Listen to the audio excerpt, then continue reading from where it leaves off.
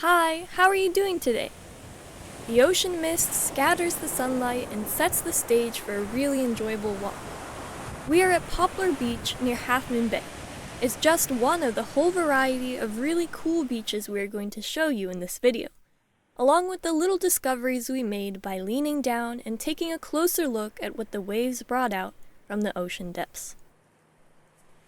These female mole crabs carrying orange eggs were probably pecked by shorebirds. By the way, the reproductive season of these mole crabs spans from February to October. They inhabit the sand in the splash zone, and you can only imagine how many of these crustaceans are crawling under the surface, sifting the water to catch food. Plankton and other small marine organisms, stuff like mollusks, algae, or tiny fragments of dead animals. Mole crabs reach reproductive age in 1 year and can produce thousands of eggs. Some birds, like ravens, may prefer to eat the brightly colored eggs rather than dealing with the hard carapaces of the crabs, although these particular ones are likely after human foods left after a picnic. It is worth noting that the crabs can accumulate toxins produced by diatomic algae, and scientists use the presence of such toxins in crabs as an indication of pollution. Did you know that, in the summer of 1961, in California's coastal town of Capitola, people observed many seabirds behaving weirdly and chaotically? The birds were under the influence of domoic acid, produced by diatoms. The chemical blocks glutamate receptors, thereby affecting neuronal cells. The event gave the idea for a famous horror movie titled Birds, directed by Alfred Hitchcock. This is another crab, kelp or shieldback crab, also with many eggs under the tail flap, or more precisely, apron. Female crabs are recognized by their wide aprons. When people walk on beach gravel, they are barely aware that many tiny creatures can be hiding under the rocks, like this tiny but scary-looking coastal pseudoscorpion, Garapus californicus, which we found at Davenport Landing Beach near Santa Cruz, a beautiful spot, by the way. There is an abalone farm open for visitors on weekends. It was quite windy the day we visited, so we were not able to fully enjoy the place, but the many windsurfers there loved the weather.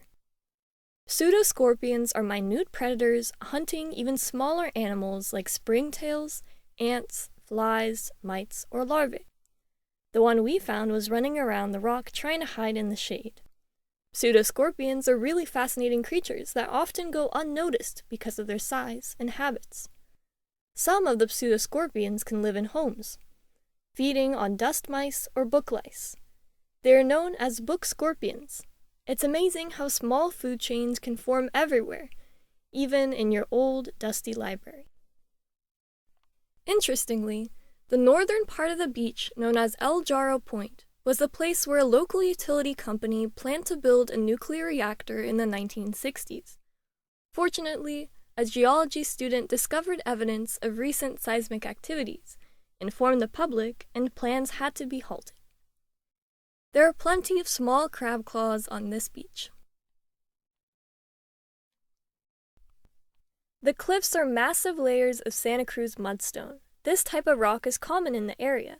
It is 7 to 9 million years old and consists of deep ocean sediment, mostly skeletons of diatoms and fine-grained clays, pressed and transformed into a silica-rich, light brown material with a certain degree of resistance to erosion. This results in the formation of cliffs and terraces, typical features of the local landscape. The nearby town has a few neat food places and was named after whaling captain John Pope Davenport, who tried to make a fortune by building a wharf to ship lumber but went bankrupt and had to relocate to Santa Cruz.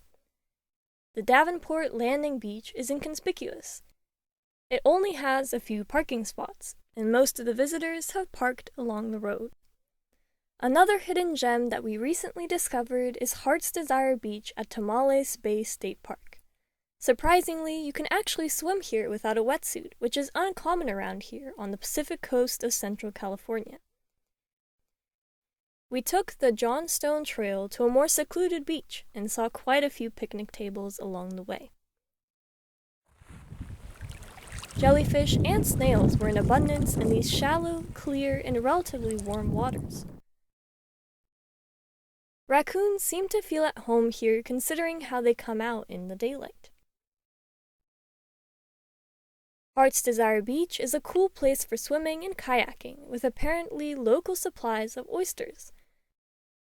The only problem is that it's a relatively long trip from San Francisco. It's not too far, but the small roads are slow going.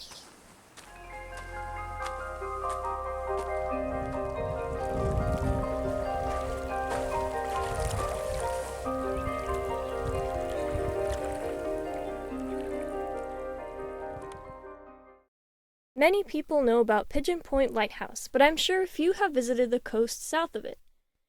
There's a parking lot and trail, but getting down to the shore may be challenging in some spots, and access to the water depends on the tide.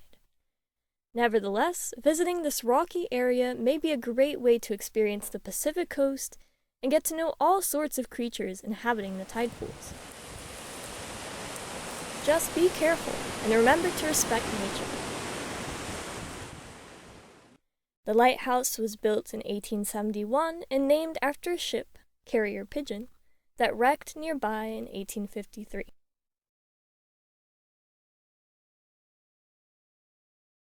Pescadero State Beach is a great place to watch harbor seals and shorebirds. You can visit a local goat farm and buy some delicious goat cheese. Also, the baby goats are cute.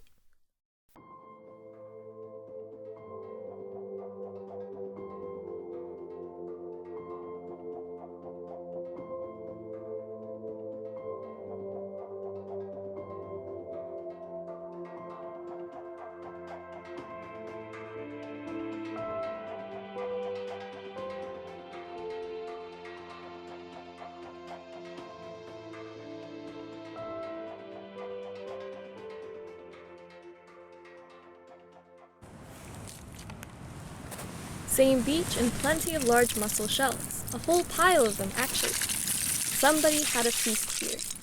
Starfish could be the culprit because bivalves are their staple food in this area. Algae attract beach flies and the predators follow. A sneaky spider is well camouflaged for an ambush. Yet another example of the food chain. Año Nuevo is not the only place we can observe sea elephants. Huge marine mammals with large proboscises making loud, slightly scary noises. This bachelor was bathing in shallow waters near the entrance to Big Basin Redwood State Park, almost under the bridge on Highway number 1. As many local beaches, Waddell Beach is formed at the creek estuaries. Tons of driftwood can accumulate in such places from time to time, depending on the past weather events. A beach with a large sand ridge separating a lagoon from the ocean shore has a special name, a barrier beach. You can see plenty of these along the central coast of California.